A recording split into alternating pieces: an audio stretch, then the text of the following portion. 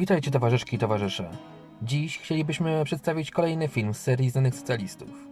Na warsztat bierzemy dziś Ernesto Guevarę, znanego szerzej jako Che Guevara. Był on latynoamerykańskim rewolucjonistą urodzonym 14 czerwca 1928 roku w Rosario, w Argentynie. Ameryka Łacińska, jaką zastał, była i wciąż jest kontynentem zmagającym się z ogromnymi nierównościami majątkowymi, prześladowaniami mniejszości indyjskich, masową biedą i bardzo chwiejnym porządkiem politycznym, gdzie naprzemiennie władzę zyskują prawicowe junty, socjalistyczni rewolucjoniści lub liberalne elity. Początków lewicowych poglądów Che można dopatrywać się w czasach, gdy był nastolatkiem. Jeszcze zanim ukończył 18 lat, dołączył do opozycji względem Juana Perona, który był argentyńskim dyktatorem w latach 43-55. Ernesto był przeciwny polityce tzw. peronizmu, czyli de facto argentyńskiej wersji faszyzmu, z czym wiązały się krwawe represje wobec opozycji, promocja kultu Juana Perona oraz gospodarczy korporacjonizm na wzór faszystowskich Włoch. Po ukończeniu 18 roku życia Ernesto Guevara rozpoczął pracę w laboratorium Dirección Provincial de Vialidad. Następnie złożył podanie o przyjęcie na Wydział Medycyny na Uniwersytecie w Buenos Aires. W trakcie studiów dorabiał, pracując m.in. w Klinika Passani oraz podróżował po kraju na motocyklu. Uniknął służby wojskowej, ponieważ komisja wojskowa zanegowała jego zdolności do służby z powodu astmy, na którą cierpiał od dziecka i zmagał się z nią przez resztę swojego życia. Ernesto Guevara wraz z przyjacielem Alberto Granado wyruszyli w motocyklową podróż w 1952 roku przez Boliwię, Peru, Ekwador, Kolumbię, Wenezuelę, Panamę, kończąc na Miami w USA. Ta podróż także wpłynęła na poglądy Che, który w czasie podróży udzielał także podstawowej pomocy medycznej lokalnym mieszkańcom, zwiedzając kraje Ameryki Południowej i Środkowej. Dostrzegł powszechną biedę, analfabetyzm i nierówności w kontraście z bogatym imperialistycznym USA, co w połączeniu z jego zafascynowaniem marksizmem utwierdziło go w jego rewolucyjnych przekonaniach. Po powrocie do Buenos Aires Che Guevara dokończył studia lekarskie, zyskując oficjalny tytuł naukowy w czerwcu 1953 roku. 7 lipca 1953 roku ponownie wyjechał z kraju. Odbył podróż motocyklową po Boliwii, Peru, Ekwadorze, Panamie, Kostaryce, Hondurasie i Salwadorze. W grudniu 1953 roku przybył do Gwatemali. Guevara dobrze odnalazł się w kraju rządzonym przez lewicowego prezydenta Jacoba Arbenza Guzmana. Zamieszkał w tym kraju i rozpoczął pracę lekarza. Nawiązał tam romans z Hildą Gadeą Acostą. Znajomość ta pozwoliła mu nawiązać kontakt z wpływowymi urzędnikami gwatemalskiego rządu i grupą opozycjonistów kubańskich związanych z Fidelem Castro. Po zorganizowanym przez CIA puczu Guevara przystąpił do milicji walczącej w obronie rządu. Po upadku rządu powrócił do pracy jako lekarz. Nowe władze wydały na niego wyrok śmierci. Guevara skrył się wówczas w konsulacie argentyńskim. Po kilku tygodniach zezwolono mu na wyjazd do Meksyku. Pucz w Gwatemali przekonał go do zaangażowania się w walkę rewolucyjną. We wrześniu 1954 roku Che przybył do stolicy Meksyku, Mexico City, gdzie powrócił do pracy lekarskiej i tam też poślubił Hildę. Udało mu się także zdobyć pracę jako wykładowca na Narodowym Uniwersytecie Autonomicznym Meksyku. W czerwcu 1955 roku poznał się z Raulem Castro, a za jego pośrednictwem z Fidelem Castro. Ernesto przystąpił wtedy też do ruchu 26 lipca, który stawiał sobie za cel obalenie kubańskiego dyktatora Fulgencio Batisty. Pierwszym krokiem ruchu 26 lipca był atak na Kubę z pokładu jachtu Granma. Rewolucjoniści wylądowali na wyspie 25 listopada 1956 roku. Siły rewolucjonistów tuż po wylądowaniu uległy rozbiciu. W walkach zginęło lub zostało pojmanych 82 uczestników desantu. Przeżyć udało się jedynie 12 uczestnikom potyczki. Wśród nich znaleźli się Fidel, Raúl oraz Ernesto. Rewolucjoniści schronili się w górach Sierra Maestra. Grupa dzięki pomocy sieci organizacji antyrządowych skutecznie się ukrywała i rekrutowała partyzantów spośród chłopów i jeńców z rządowej armii, którzy zostali pojmani przez bojowników w ruchu 26 lipca. W rejonie, gdzie ukrywali się partyzanci, nie było elektryczności, a poziom analfabetyzmu sięgał 400%. Guevara więc koordynował tworzenie fabryk do produkcji materiałów wybuchowych, budowanie pieców do wypieku chleba, uczył nowych rekrutów taktyki, organizował naukę czytania i pisania. Co więcej, Guevara zorganizował szpitale polowe, warsztaty do nauczania i miejscową gazetę. Widząc to, Fidel Castro promował Guevarę, by mianować go dowódcą drugiej kolumny armii partyzanckiej. Często słyszy się w tym kontekście o wyjątkowej szorstkości i dyscyplinie Che, który karał zdrajców, donosicieli i dezerterów poprzez rozstrzelanie. Sam Guevara opisuje jedną taką egzekucję w swoim pamiętniku, konkretnie egzekucję Eutimio Guerry, który został przekupiony 10 000 pesos za przekazywanie siłom rządowym informacji o pozycjach i planach partyzantów. To, czy było to słuszne, czy też zbyt brutalne postępowanie, pozostawiamy do rozstrzygnięcia Wam. Choć był wymagający i utrzymywał wśród swoich żołnierzy rygor, partyzanci widzieli w Che rolę dowódcy i nauczyciela. Żołnierze w przerwie między obowiązkami czytali książki. Partyzanci uczyli niepiśmiennych chłopów, co Guevara określił jako tak zwana bitwa przeciwko niewiedzy. Guevara uczestniczył w tworzeniu tajnej stacji radiowej Radio Rebelde w lutym 1958 roku, która nadawała wiadomości do narodu kubańskiego, informując o realnym położeniu ruchu 26 lipca i umożliwiła komunikację pomiędzy rosnącą liczbą rebeliantów na całej wyspie. Radio Rebelde nadawało pierwsze doniesienia, że kolumna Guevary dotarła do Santa Clara w Sylwestra 1958 roku. Zaprzeczało to raportom mediów krajowych, które informowały o śmierci Guevary podczas walk.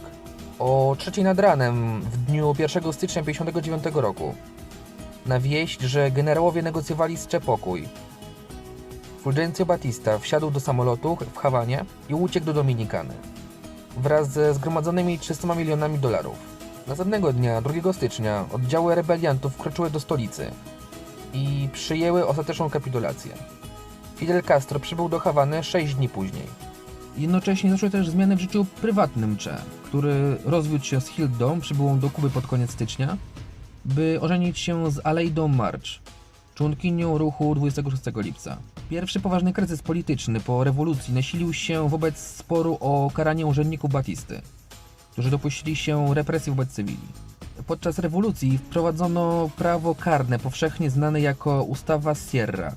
Ustawa ta zezwalała na karę śmierci za najcięższe zbrodnie popełnione przez reżim Batisty i przez rewolucjonistów. W roku 1959 rząd rewolucyjny rozszerzył zastosowanie ustawy na teren całej republiki. Ustawa miała dotyczyć zbrodniarzy wojennych. Według kubańskiego ministra sprawiedliwości to drugie rozszerzenie zostało poparte przez większość ludności. Aby wdrożyć część tego planu, Castro mianował Che zarządcą więzienia w La Habana na okres 5 miesięcy. Do więzienia trafiali dezerterzy, zdrajcy, informatorzy reżimu i zbrodniarze wojenni. Zależnie od szacunków podaje się między 55 a kilkaset wydanych wyroków wskazujących na karę śmierci. Jednocześnie Che objął amnestią wielu skazanych, podczas gdy był zarządcą więzienia. Jako minister przemysłu Ernesto Guevara przeprowadził reformę gruntów rolnych, która weszła w życie 17 maja 1959 roku. Ograniczała ona wielkość wszystkich gospodarstw do 1000 agrów. Wszelkie posiadane ziemie powyżej tego limitu były wywłaszczane przez rząd albo rozdawane chłopom małorolnym. Część ziemi trafiała do komun prowadzonych przez samorządy. Prawo zakładało również, że plantacje cukrowe nie mogą być własnością obcokrajowców. Guevara objął stanowisko ministra finansów, a także prezesa Banku Centralnego. Nominacje te w połączeniu z jego stanowiskiem ministra przemysłu umieściły Ernesto na szczycie politycznej kariery. W celu wyeliminowania nierówności społecznej nowe kierownictwo Guevary przystąpiło do szybkiej transformacji politycznej i ekonomicznej. Znacjonalizowano fabryki, banki i przedsiębiorstwa. Rozpoczęto program budowy tanich mieszkań, powszechnego zatrudnienia dla wszystkich Kubańczyków i rozbudowano opiekę zdrowotną. Za kolejną integralną część socjalistycznego postępu Guevara uważał zjawisko wolontariatu. W tym okresie oprócz pracy ministerialnej uczestniczył także w kampanii promującej tzw. czyn społeczny. Sam uczestniczył w takich akcjach na budowach i w pracy na roli. W obliczu utraty połączeń handlowych z państwami zachodnimi Guevara próbował zastąpić je bliższymi stosunkami z państwami bloku wschodniego, odwiedzając szereg państw socjalistycznych i podpisując umowy handlowe. Pod koniec 1960 roku odwiedził Czechosłowację, Związek Radziecki, Koreańską Republikę Ludowo-Demokratyczną, Węgry i Niemiecką Republikę Demokratyczną. W dniu 17 kwietnia 1961 roku 1400 kubańskich opozycjonistów wyszkolonych przez CIA do inwazji na Kubę zaatakowało wyspę. Wydarzenie to nazwane zostało inwazją w Zatoce Świń. Guevara nie odegrał kluczowej roli w obronie wyspy, Mimo to historycy są zgodni co do tego, że jego działalność wpłynęła pozytywnie na rozwój militarny wyspy. Che przygotował do wojny 200 000 kubańskich kobiet i mężczyzn. W sierpniu 1961 roku podczas konferencji ekonomicznej Organizacji Państw Amerykańskich w Punta del Este w Urugwaju Guevara podziękował za inwazję wojsk szkolonych w USA tymi słowami, cytuję: dzięki za Zatokę Świń. Przed inwazją rewolucja była chwiejna. Teraz jest silniejsza niż kiedykolwiek. Koniec cytatu. Ernesto Che Guevara można w pełnym tego słowa znaczeniu określić internacjonalistą. Zaangażował się w walkę rewolucyjną w różnych rejonach świata. Odwiedził też wiele krajów, które możemy zobaczyć na właśnie wyświetlanej mapie, który godnie reprezentował swoją wizję świata. Na początku 1965 roku Guevara wyjechał do Afryki, aby zaoferować swoją wiedzę i doświadczenie w walce partyzanckiej w trwającym w Kongo konflikcie. Guevara prowadził kubańską operację wsparcia ruchu marksistowskiego o nazwie Simba, który powstał w trakcie kryzysu w Kongo. Guevara i 12 innych kubańskich oficerów przybyło do Kongo 24 kwietnia 1965 roku. Wkrótce potem dołączył do nich kontyngent złożony ze 100 Afrokubańczyków. Przez pewien czas współpracowali z partyzantką, na czele której stał Laurent Désiré Kabila, zwolennik obalonego i zamordowanego prezydenta Patricka Lumumby. Kontyngent musiał walczyć zarówno z białymi najemnikami z RPA pod wodzą Mike'a Hora, jak i armią Mobutu Sese Seko. Celem Che było eksportowanie rewolucji poprzez szkolenie lokalnych bojowników w ideologii marksistowskiej i strategii wojny partyzanckiej. Pod koniec 1966 roku miejsce pobytu Guevary nie było jeszcze powszechnie znane, choć przedstawiciele ruchu niepodległościowego Mozambiku, Frelimo, poinformowali, że spotkali się z Guevarą pod koniec 1966 roku w Dar es Salaam. W swoim przemówieniu na wiecu z okazji Międzynarodowego Święta Pracy w Hawanie 1961 roku minister sił zbrojnych major Juan Almeida ogłosił, że Guevara jest w, cytuję, służbie rewolucji gdzieś w Ameryce Łacińskiej. Zanim Che wyjechał do Boliwii, zmienił swój wygląd, goląc brodę i zmieniając fryzurę, tak aby nie został rozpoznany jako Ernesto Guevara. W dniu 3 listopada 1966 roku Guevara potajemnie przybył do La Paz pod nazwiskiem Adolfo Mena González, udając urugwajskiego biznesmena w średnim wieku pracującego dla Organizacji Państw Amerykańskich. Planując rozpocząć kampanię partyzancką przeciwko juncie wojskowej generała René Barrientosa, Che utworzył liczący 50 osób oddział partyzancki, nazwany Armią Wyzwolenia Narodowego. W skład oddziału wchodziło początkowo 29 Boliwijczyków, 12 Kubańczyków i kilka osób innej narodowości. Partyzanci byli dobrze uzbrojeni i zorganizowani jak na warunki boliwijskie. Początkowo partyzantom udało się wygrać kilka potyczek z regularną armią boliwijską. Latem 1967 roku rząd Boliwii rozpoczął akcję skierowaną przeciwko partyzantom. We wrześniu armii udało się rozbić 2 grupy partyzanckie, zabijając jednego z jej liderów. W rezultacie coraz mniej chłopów, na których liczył Che, zaciągało się do oddziałów. Partyzantom nie udało się uzyskać wsparcia ze strony ruchów opozycyjnych w większych miastach. Che w pamiętniku napisał, że chłopi często donosili wojsku o położeniu oddziału. W związku z krytyką Związku Radzieckiego przez Che ustała także współpraca z Komunistyczną Partią Boliwii. Dokument z 2007 roku w reżyserii Kevina McDonalda przedstawia argumenty na rzecz tezy, że nazistowski zbrodniarz wojenny Klaus Barbie, tzw. rzeźnik z Lyonu, doradzał i pomógł CIA w schwytaniu Ernesto.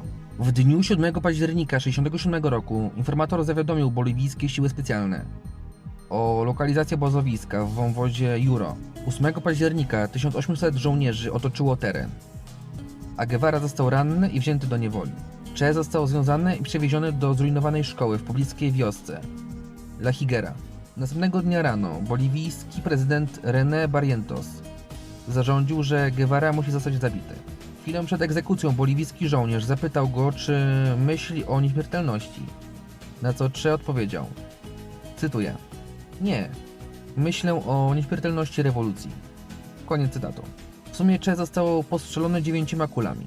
5 kul trafiło w nogi, 1 kula trafiła go w klatkę piersiową i gardło, a 2 pozostałe w ramiona. Przed śmiercią miał powiedzieć, cytuję: wiem, że przychodzisz mnie zabić. Strzelaj. Masz tylko zabić człowieka. Koniec cytatu. Wyrok wykonał sierżant Mario Terano. Dziękuję za uwagę. Mam nadzieję, że materiał się Wam podobał. Podzielcie się w komentarzach, co sądzicie o postaci Che Guevary. Do następnego.